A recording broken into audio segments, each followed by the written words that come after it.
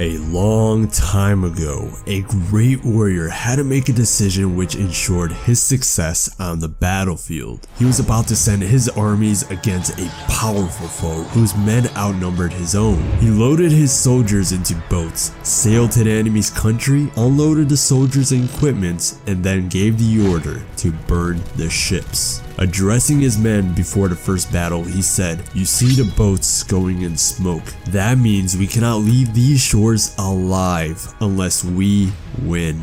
We now have no choice. We win or we perish." At the end of it all, they won. Now, why did I tell you this story? It's because every person who wants to win in anything must be willing to burn his ships and cut all sources of retreat. Only then you'll be sure of maintaining the state of mind which is essential to success, known as a burning desire.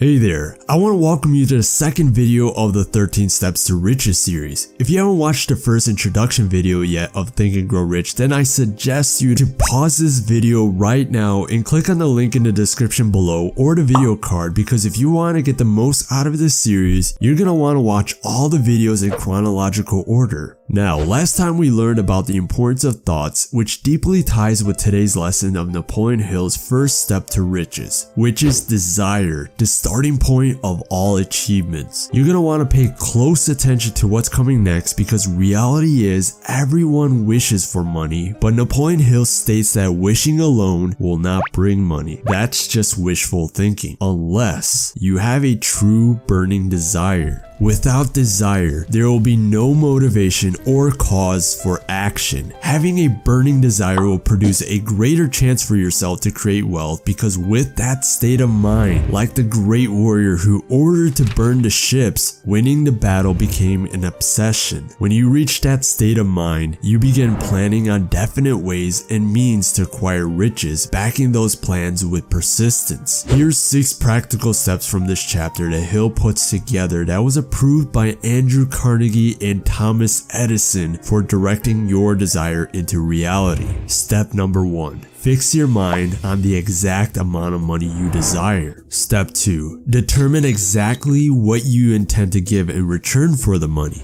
Step 3. Establish a date you want to have it achieved. Step number 4. Create a definite plan for carrying out your desire and put it into action. Step number 5. Write out the exact amount of money you intend to acquire and what you're willing to give in return for it. And finally, step number 6. Read out your statement out loud twice daily. As you read, see, feel, and believe yourself in possession of the money. Remember, for true success, desire is crucial, because wishful thinking will result in frustration.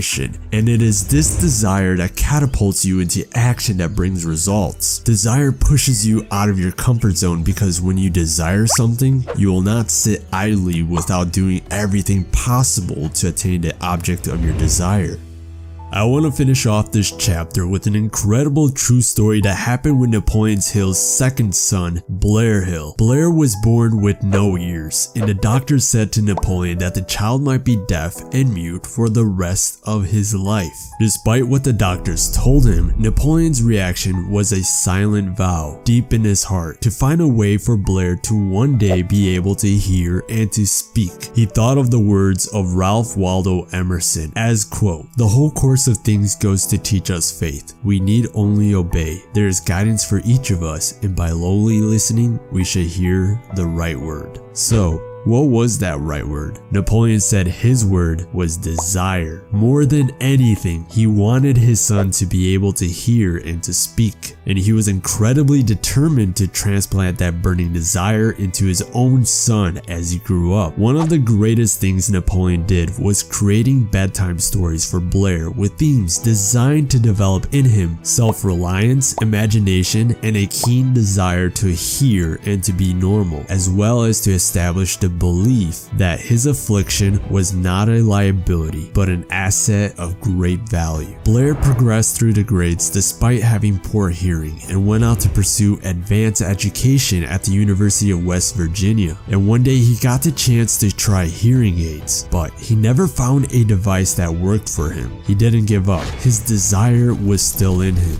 So later, in his last year of college, he got to try out a different hearing aid which was specifically designed for him by another hearing aid company. The hearing aid proved to be absolutely perfect for Blair. He was so excited, he immediately telephoned his mother and he was overjoyed to hear her voice perfectly. This was the most important turning point in Blair's life, and for his and Napoleon's dream of normal hearing and speech was now fulfilled. This burning desire is what eventually led Blair in bringing hope and a practical relief to thousands of deafened people and expanding the hearing aid company. This forever changes limitation into a priceless asset of value, not just for himself but to multitudes around the world. What Blair learned from his father always stayed with him, and that lesson was every adversity brings with it the seed of an equivalent advantage. Remember, in anything you want to do, desire is the starting point of all achievements. Up next, stay tuned to the next lesson that will progress in the following chapter called